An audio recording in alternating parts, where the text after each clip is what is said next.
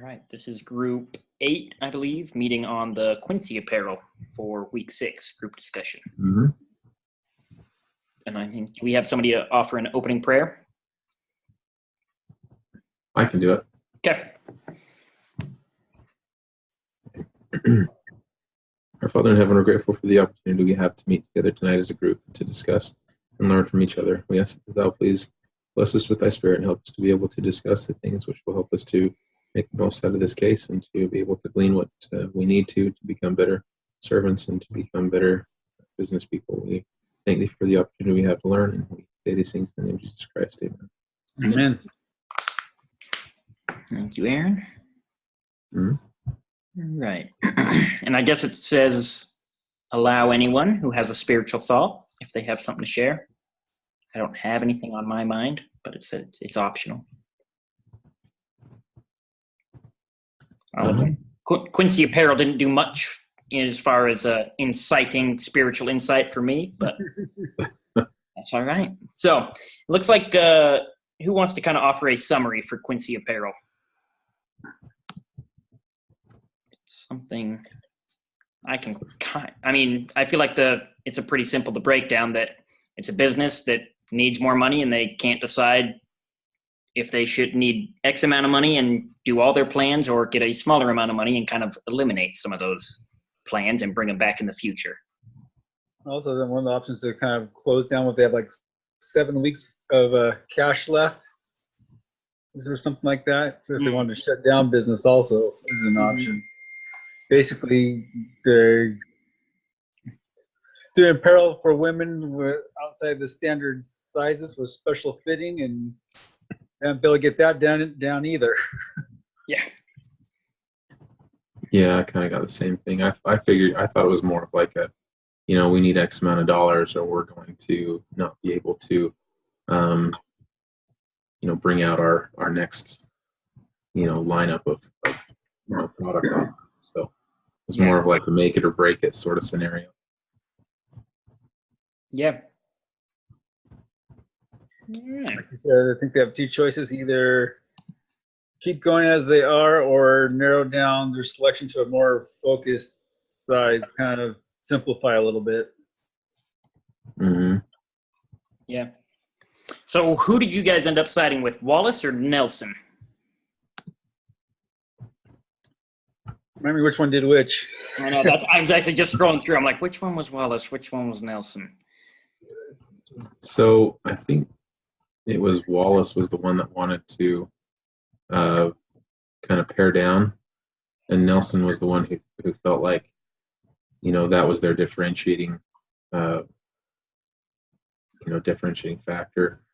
She felt like, if they kind of abandoned that, then they would just be another clothing retailer, and what would make them different than anybody else in that market space. And they really didn't have a whole lot to offer outside of that. So, it was kind of difficult. I mean, I don't know if I would tear down everything, but I find that, with the difficulty that they did have trying to get the fit correctly or have the clothes fit correctly and reduce the returns due to, fit, I think they would do better with less SKUs. Perfect one thing and then move on to another, like it referenced in the case study. Yeah. I kind of agree that I think they should try to keep up as many sizes they can, because that's, like they said, you kind of have to have a niche in this environment. So I think keeping more sizes and maybe less styles would kind of be because I think, was that discussed as kind of an option? Mm-hmm. Yeah, I definitely think the keeping the large amount of styles, I kind of agree that it's like, well, if we don't do that, we're not special. Yeah, and I mean, it says that they only had 500 customers total, and that they should be able to find that many in one office building in Manhattan. But they were unable to do that. So I think that they needed to obviously work on their advertising a little bit better. Mm-hmm. And I thought they should reduce the number of sizes until they can really get those down and working right, because the production and line and supply line is just too much. So if they can get that part done, once they can get that dialed in per se, then maybe expand. Because if they keep going the way they are, they're not going to be able to provide anything for anybody. Yeah. You know, their operations are a mess. They're, you know, while their team has experience, they're not working well together. Mm. Yeah. So how should they approach the board meeting?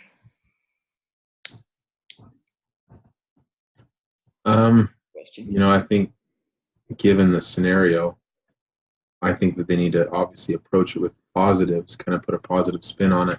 Say, well, yeah, we've had these challenges, but, you know, all of these challenges have prepared us better for taking on, you know, what's to come.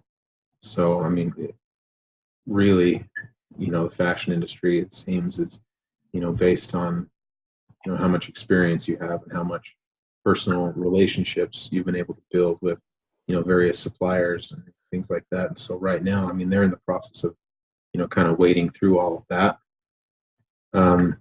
So, you know, it kind of seems silly to give up at this point. Yeah. Yes, I use this comparison as the person who swims halfway across the lake, gets too tired, and decides to go back. Yeah. Mm.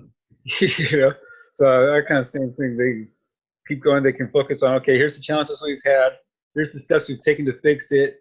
We can show continued growth in our sales. Our sales was this one month, and then this the next month. They can focus on their increase in sales, because it's that growth in sales that's going to be, I think, their selling point and their value. Yeah.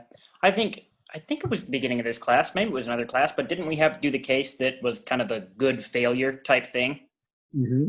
I can't remember if that was Mm. the beginning of this semester. Yeah, but yeah, I think they're at that situation where if they quit now, it would kind of be I mean, they could theoretically cut their losses or, you know, minimize their losses, but I feel like it's more likely to have gains if they stick with it. So I definitely agree that they should kind of go in confident of the future and just try to point out what good they've done and stress that it can only go up. They are posting gains month over month. I mean, their revenue is growing, but just not anywhere near as fast as what they need. And they've also, obviously, they've almost, they're 1.5 times their projected rate of return too. So that's obviously taking quite a bit, because they do offer free returns and shipping. So that's an expense that they weren't planning on. So I think that with some operational changes, some streamlining, they could, you know, pare that down. Obviously, if they, you know, the more they educate the public as to how the clothes fit. I mean, right now the current trend is, or the current standard is, you know, from the 1940s, you know, and it assumes an hourglass figure. And, you know, from the case, we know that, you know, less than 8% of women actually have that type of figure. So, you know, I think that the bulk of their returns is probably not necessarily because the garment's defective. It's probably because, you know, these women don't really understand quite how to order the correct size product. So I think that as their customers reorder, you know, that return rate will decline a little bit. Another one I thought of possibly doing, what they actually do the storefront, do the physical store. They might have to increase inventory, but, you know, if you try something on or get it fitted the right size the first time, you have a huge reduction in returns. Mm-hmm. Yeah. Yeah. I also feel like, I mean, just something simple that would be an easy option. I just popped in my mind. We were just at IKEA this weekend, and when you walk into IKEA, there's like little tear off tape measures that are paper tape measures. I feel like if they started doing, like you said, operational changes, something as simple as throwing in a paper tape measure, you know, it would cost half a penny per shipping. It's like, all right, they might return, but then they'll be able to measure, and they'll only have to return once, and then maybe they won't do any more, because then we can say this should fit X amount of inches here, X amount of inches here. Mm-hmm. I think educating their customer base as well as other people for increasing market would just be there very beneficial. Yeah, I think so too. All right. And then should the investors find the founders? Find the founders? Let's find it probably doesn't mean fund the founders. I was gonna say I don't remember something about a fine. Yeah, fine. I was gonna leave that one to you guys. I don't remember a fine being in question. Should they fund the founders? Yeah. I guess that's kind of what we just discussed. Yeah, that's right. Mm-hmm. So how did they end up in this predicament?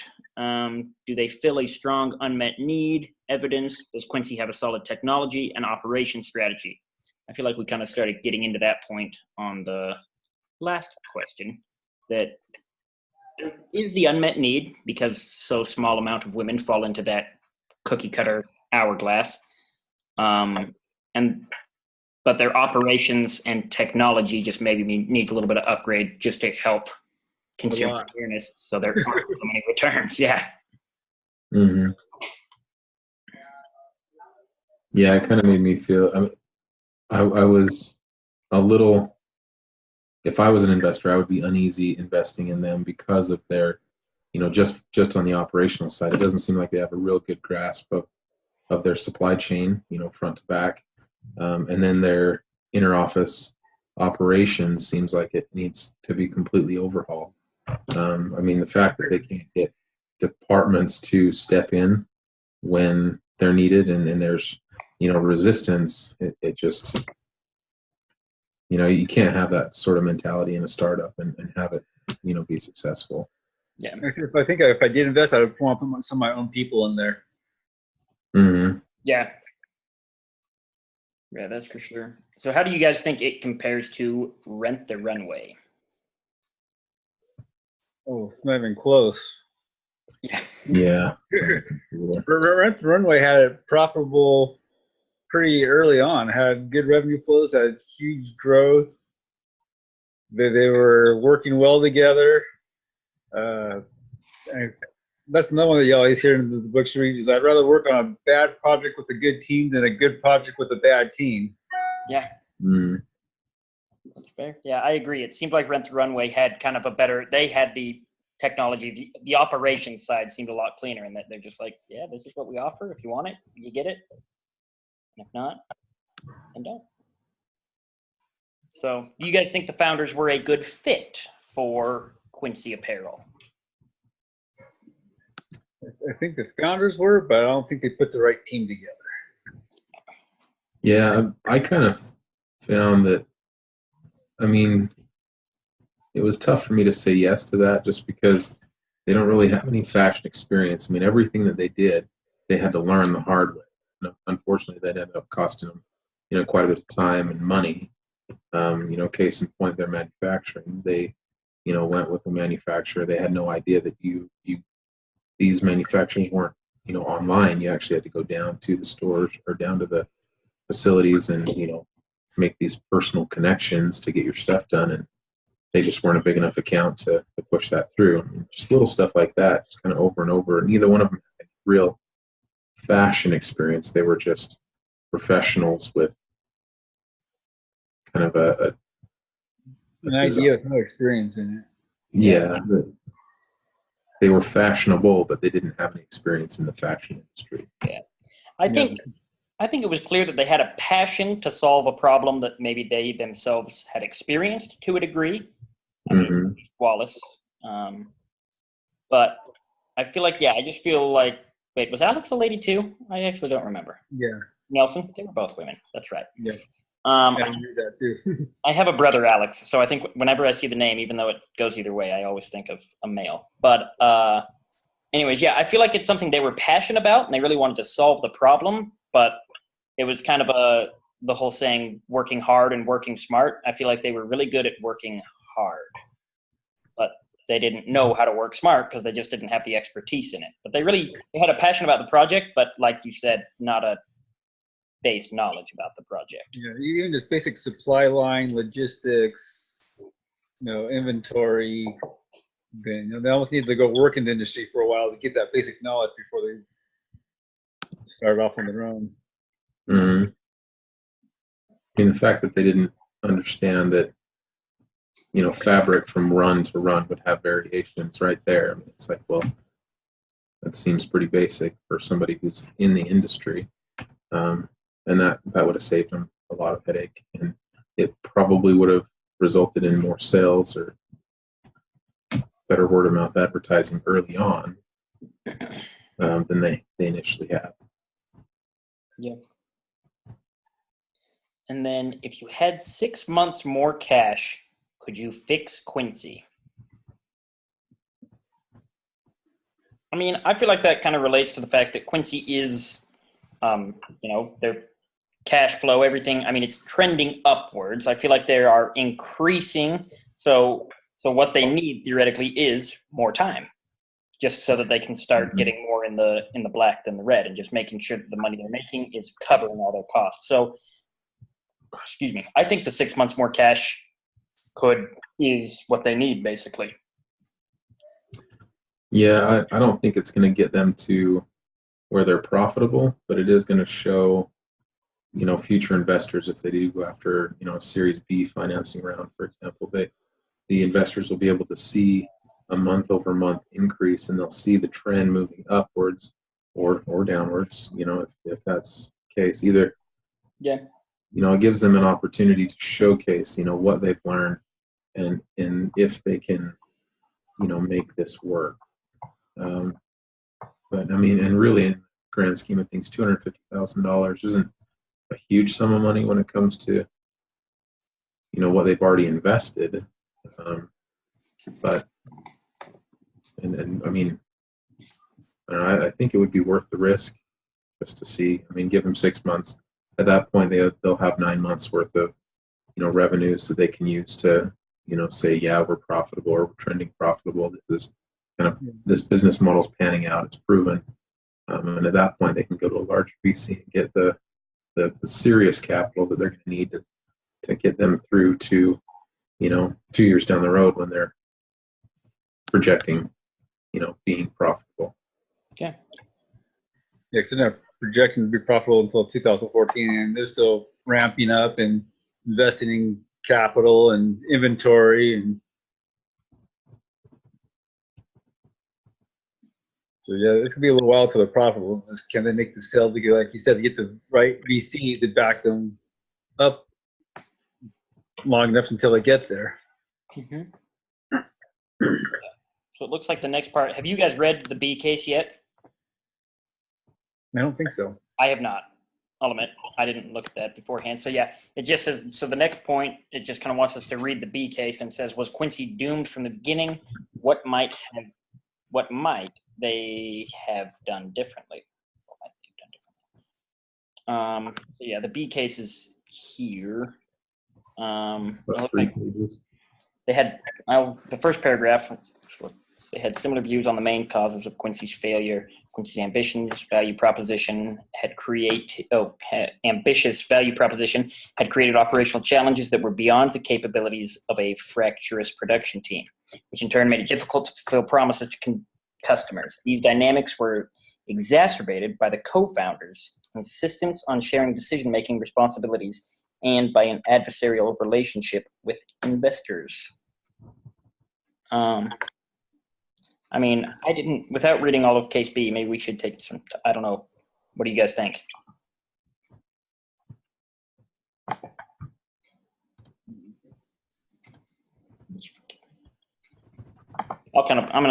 Should we take a minute to just kind of glance at it?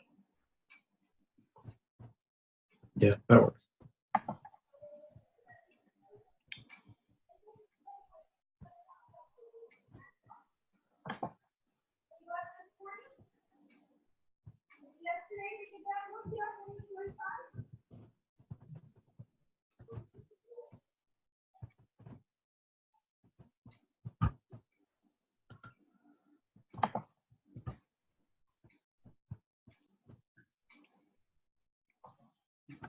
I'm having trouble finding that. Gotcha. I can actually, if you guys want, I can just share my screen, Yeah, that sounds good. and then I can kind of, I mean, I think Aaron might have it up. I didn't hear if he said that. Desktop. There we go.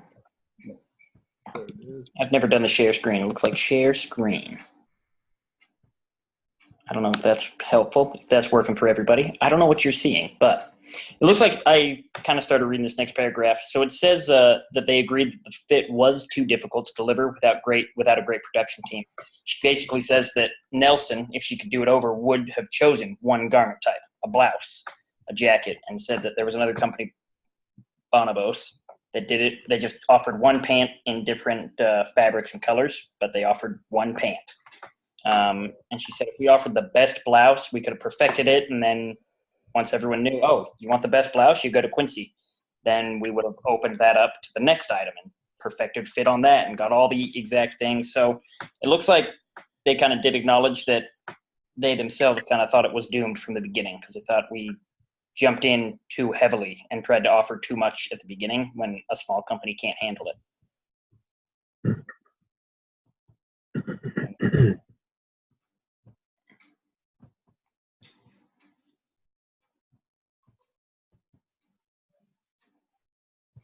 Wallace commented on, their leadership and team dynamics. Their first investor was Alex's mom, and one of the first hires was her brother. When your family also has a skin in the game, the stakes and risks can feel like they are shared 50-50. On top of that, Alex and her husband had her husband to vent to, but I didn't have significant other who could provide emotional support. I guess I didn't know that was half their team. Maybe I missed that, that their first investor was the mom and their first hire was her brother. The one thing I've ever heard is if you want to have a good family, then don't go into business with your family. Simple as that. Yeah. So, yeah, based on I can't see half my screen now. I'm going to make this big. Sorry. I think that kind of answers some of the questions. You can say, so they wanted to build a better team, better investors, and then I was just going to see what the closing paragraph. Nelson admitted that the failure had made her more risk averse and less forgiving to other new ventures, business model challenges. He was torn about whether she would ever found another startup. She thought her skills might lie in managing operations and technology for later stage ventures, for example, Series A or B startups. Wallace would definitely consider founding another startup. However, she would seek a venture where she had more domain expertise. Could avoid a 50-50 equity split. Even a symbolic 51-49 would be better, and would only require outside capital for scaling once the concept had traction. In a book chapter on learning from failure, she said, despite everything, I don't regret a thing. I learned about more than I thought possible in 2 years, fashion and retail, manufacturing and supply chains, hiring and firing, angel and venture, capital deals, pitch decks, content marketing, branding, sales, and grit. My values, my breaking point, it was a trial by fire, and I'm better off for it. So Quincy didn't make it, basically. It did fail. But, yeah, what was the question now? Oh, the 3 takeaways. So I guess, so the 3 takeaways that I feel like are the couple things that beat them up was the team.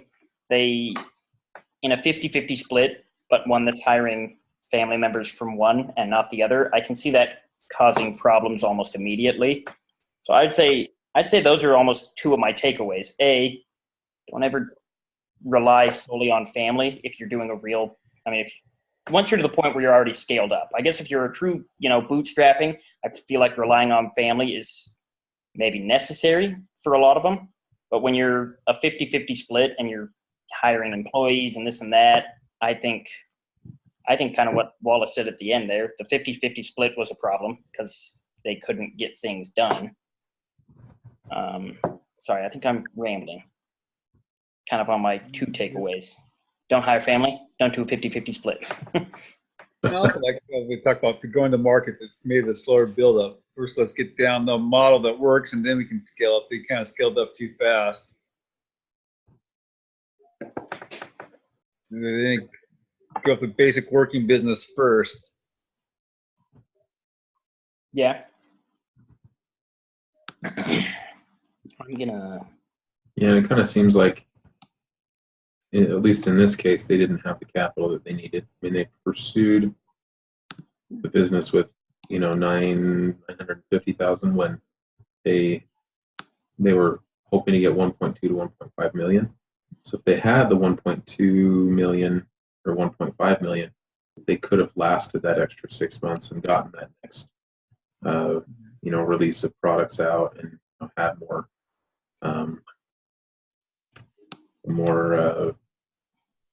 months of revenue under their belts. And, that may have changed the investors' minds, even in the situation where they were at. So I would say, that was one of my takeaways. Make sure that you got the capital that you need to start the business.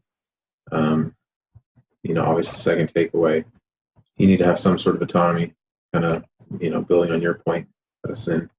It is 50-50, but there has to be kind of you have to be able to manage your responsibilities without having to wait for somebody else to weigh in and, stopping everything while this other person decides on, what they think might be the best course of action. Yeah. And then, finally just making sure you've got enough experience in that area to at least be able to navigate your way through and not make those, most people would consider rookie mistakes. Yeah. Or at least surround yourself with people who, understand that area. Yeah. Yeah, I agree. I was talking to a former boss just the other day, and I guess I think he had a 50-50 split, but they decided that he was the managing partner. So the other one basically said, yeah, if you make decisions, then, legally, they basically signed it all up. They did the contracts, everything that said you're the managing partner. So your decision is law, even though we share equity. So I think, that even if you want to do the 50-50, then that's kind of the key, that as long as you have a way that somebody can, take power, they can just give the power to Caesar, so they can just make the votes without talking to everyone and moving forward, then I think that is beneficial a lot of time. That's one thing I found with my investment class. Some shares have voting and some don't have voting, so you can own it 50-50 equity, right? But some shares don't have voting rights. Like you said, that way you can have at least have this one person who can make the decision. That way you're not constantly pulling in opposite directions. Yeah. All right. I think that's the last. I mean, the takeaway is kind of the main part. Sounds like we have a couple, similar takeaways for the most part, kind of the same ideas. Does anyone have any kind of a closing thoughts? I feel like that is the takeaway, but anything else to add to our summary of Quincy Apparel? Not necessarily Quincy Apparel, but one I was reading the other day, I think it was, I don't know if it's Starbucks, one of those CEOs basically is talking about disagree but commit. Basically, sometimes we'll have different ideas, but someone makes a decision, so, okay, this is the idea, you might disagree with it, but we commit with me to it. Okay, I'm going to disagree, but I'll commit to you with it, and I'll work hard with you to do it that way. And they're kind of, some of the stuff was half-hearted, and like you said, was so disconjointed that everyone was pointing the same direction. And so I think it could have worked if it was done properly. I like the idea. There was obviously a demand there for it. They had no problem finding people who wanted it, but their execution was poor. Mm-hmm. Yeah. Yep. Yeah, it looks like it did shut down. I mean, Case B kind of made that seem that way for sure. It made that pretty clear, but it looks like it lasted about 10 months. This was its total. I just looked it up real quick. Yeah, Quincy shut down after 10 months after a boatload of press and CEO's departure.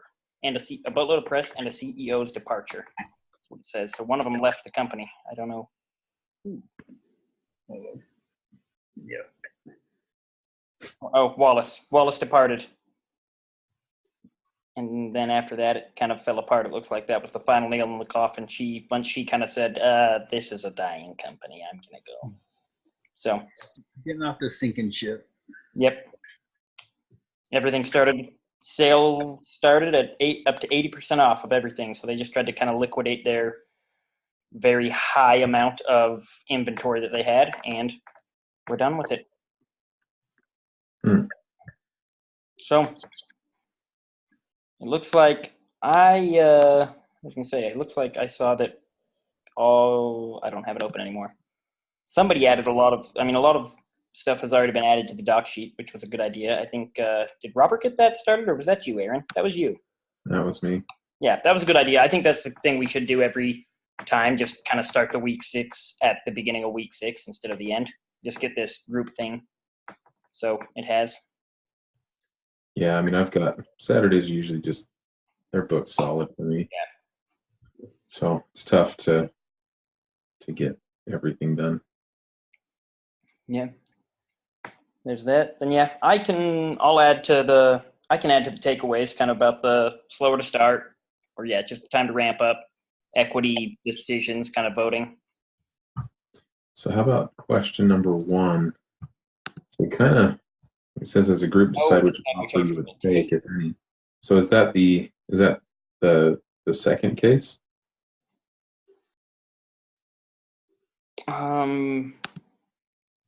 No, I assume this is are you talking about the case that's due on Saturday or the? Yeah, the Buzz agent. Yeah, Buzz agent. Because Buzz agent is has more of a choice. It was a question of which VC would they go with, VC A, B, or C. I mean, this question 1 doesn't greatly apply to Quincy. No, it doesn't make a lot of sense. I mean, as a group decide which offer, there really wasn't an offer. It was them begging for money, so yeah.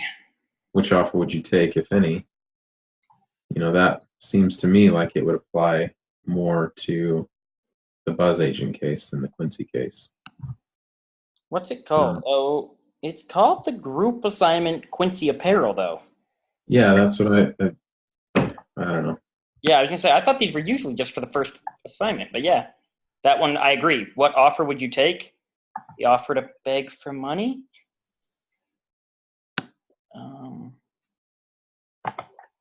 I guess it could mean the offer because they did have 2 options. I mean, they had the option to ramp down, pay the suppliers, give the employees a month's worth of severance, or go after this, bridge loan and essentially just risk it all until they ran out of money.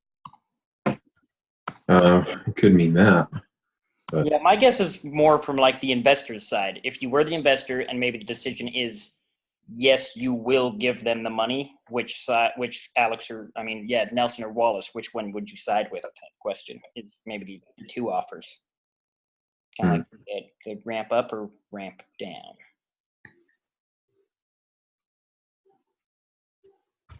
And we kind of touched on that at the beginning.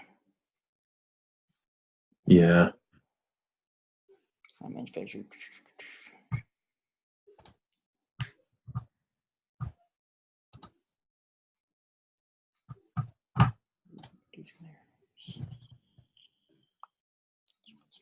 Offering better for apparel. So which offer we kind of liked which one I can't remember. I think the offering the high amount of sizes is what kind of they had going for them, but I don't think they were going about it the right way with every different outfit. So I kind of agree with the B case.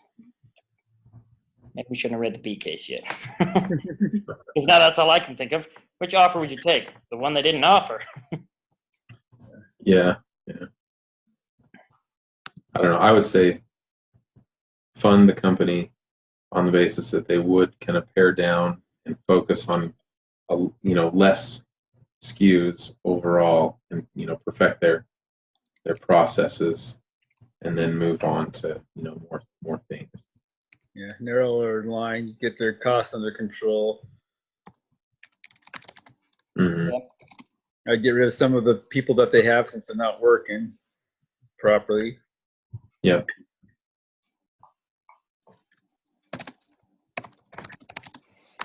Yeah, like you said, I still don't like the wording. Because I'm just typing in the doc sheet as we're saying this. I'm like, lower the amount of SKUs would be the best offer to take, but I don't feel like it was. Yeah, I agree that question doesn't really apply here. But I can kind of put into words though on that part, or I'll put some of my thoughts into words, and then people can add to it or take away from it. Yeah, that works. And should we plan on having this turned in? I mean, does somebody want to take responsibility to turn it in on Saturday, or do we want to just have some? I mean, because I can turn it in tomorrow night at 11. That's not a problem. But if you guys want an extra day to work on it, just let us know, or let the group know. Hey, I'm going to turn this in, at this time, and so that everybody knows. Otherwise, I think we should just plan on having one of us turn it in Friday night. Yeah. Does that work for everybody? That works for me. Yeah, I'll add to it. I mean, it looks like, were you the one that added a lot of the stuff to 2A and 2B, Aaron? Was that you? Yeah, I added all of it. Essentially, I just copied and pasted what I'd already put in. That's fair. For my write-up. Personal one, yeah, which I think is good. Yeah, I'll add the part one. I'll put some words and kind of do that. If you want to turn it in tomorrow, I'm fine with that. If I feel inclined to add a lot more and say it's not ready, it's not perfect yet, then I'll shoot that email. But I'm just going to add to it tonight, and it'll probably be ready by the end of tonight, as far as I'm concerned. Okay. So, are you good with that, David? Are you comfortable? Yeah, no, I'm good with that. I got the other case to finish going through and working that out, and another this summer for another class. So that sounds good. Okay, yeah, that sounds good. I'll also plan on this took my computer like 20 minutes to compose, or whatever it does, to whatever it's called, to get it ready to post onto YouTube. But I'll plan on sharing that link in the Word doc again as well. I can do that. So okay. It's come a little later tonight, but okay. I think that'll work. Good. Okay. Thanks, guys. Yeah. All right. Good. Thank Good you. night. Bye.